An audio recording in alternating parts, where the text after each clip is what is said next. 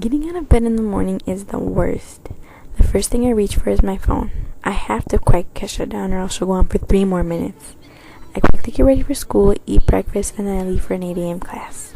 My first 3 classes aren't so bad because the teacher always has us writing down notes and she keeps us pretty occupied. But by the 4th class, I'm beginning to fall asleep because this teacher turns off all of the lights and uses the overhead.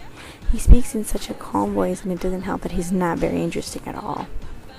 But by lunch, I'm wide awake. This is the only time of day that people are allowed to bring out their iPods or cell phones. This is everyone's favorite time of day. My last 2 classes are pretty simple, art and communication systems. In communication systems, the teacher teaches us how to use programs like Word and PowerPoint, as if we already didn't know. After school, I usually go to volleyball practice, and then I go home and sit around and do homework all night long. Homework is actually pretty impossible to do without a laptop. I really don't know what I would do without one. Before bed, though, I do sneak in some time to go on Facebook and have some good chats.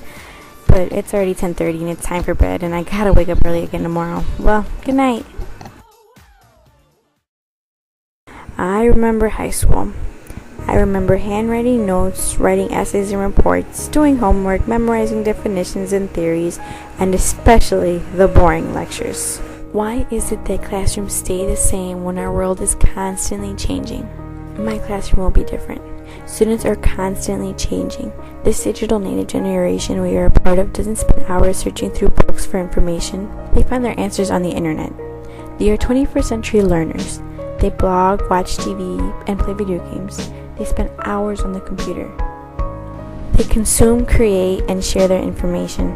They communicate using email, instant messages, and texts. If this is how they interact outside of the classroom, then this is how they should also interact within one.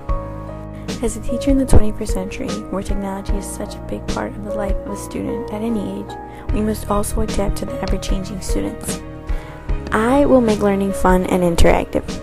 I will include the technology digital natives are so familiar with in my lesson plans, from online activities and video projects to interactive games and digital storytelling software. I will use technology to enhance my students' education. Not only will I teach using technology, but I will show my students how to use all of the technology that is available to them. They will be masters of the Google search bar by age 6. I will have digital storytelling software that will aid them in pronouncing words should they have any trouble. I will teach them on a smartboard so me and my students can modify and answer a question or equation. This will help them become familiar with the technology available to them and also be alert should they be called to the board.